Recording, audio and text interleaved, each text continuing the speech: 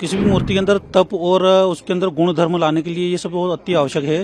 तभी उसके अंदर प्रभाव आएगा, तेज आएगा, नहीं तो उसके बिना तो वो सिर्फ पत्थर जैसी रहेगी। नहीं, जैसे आपको जीने के लिए भोजन करना पड़ता है, उसी तरह मंत्रों की सबसे आवश्यकता होती है। चारों वेद में यजुर्वेद का स्थान है। यजुर्वेद का जो स्थान है वो कर्म कांड के लिए प्रधान माना गया है, इसलिए संपूर्ण यजुर्वेद का स्वाहाकार हम लोग यहाँ पर कर रहे हैं। जब तक यज्ञ वेदादि मंत्रों से नहीं होंगे तब तक उस मूर्ति में प्राण नहीं आएगा, तेज बल यश नहीं आएगा। यहाँ पे जो राम प्रतिष्ठा जो हो रही है उसमें चारों वेदों के सभी मंत्रों का स्वाहाकार चल रहा है। तो हम सब लोग शुक्ल यजुर्वेद माध्यमिक शाखा के लिए यहाँ पे आए हैं, तो हम सभी मंत्रों का स्वाहाकार कर रहे हैं। और ये कार्यक्रम हमारा कल तक और चलेगा। कल हमारी पूर्णाहुति हो जाएगी, उसके बाद फिर प्रतिष्ठा कार्यक्रम शुरू होगा। ये मंत्र क्यों जरूरी है? आप लोग अभी पढ़ रहे हैं। किसी भी मूर्ति के अंदर तप और उसके अंदर गुण धर्म लाने के लिए ये सब बहुत अति आवश्यक है। तभी उसके अंदर प्रभाव आएगा, तेज आएगा, नहीं तो उसके बिना तो वो सिर्फ पत्थर जैसी रहेगी। नहीं, कितने लोग हैं आप लोग? हम 108 ब्राह्मण हैं यहाँ पे और शुक्ल यजुर्वेद का स्वाहाकार कर रहे हैं।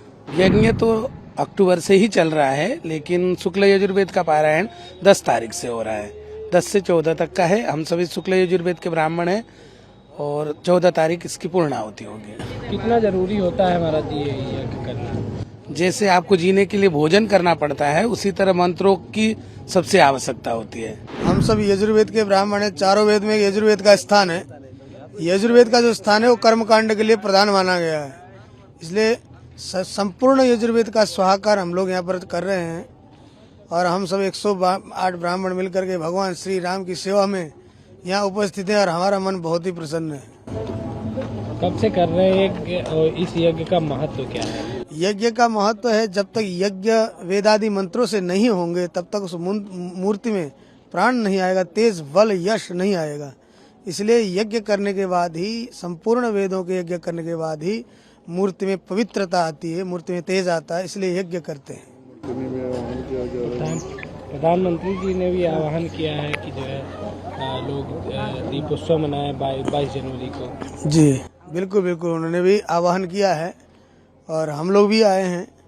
और हम सभी भारतवासियों से प्रार्थना करते हैं अपने अपने घरों में दीपावली उत्सव मनाएं। बहुत वर्षों के बाद ये अवसर प्राप्त हुआ है हम लोगों के लिए गर्व की बात है। जब तक संस्कृति और धर्म नहीं बचा रहेगा तब तक देश कैसे सुरक्षित रह सकता है। यहाँ पास जो यज्ञ चल रहा है उसमें शुक्ल यजुर्वेद माध्यान्ह पारायण चल रहा है, स्वाहाकार चल रहा है। उस यज्ञ में मैं सम्मिलित हूँ और ये कल पूर्णाहुति है।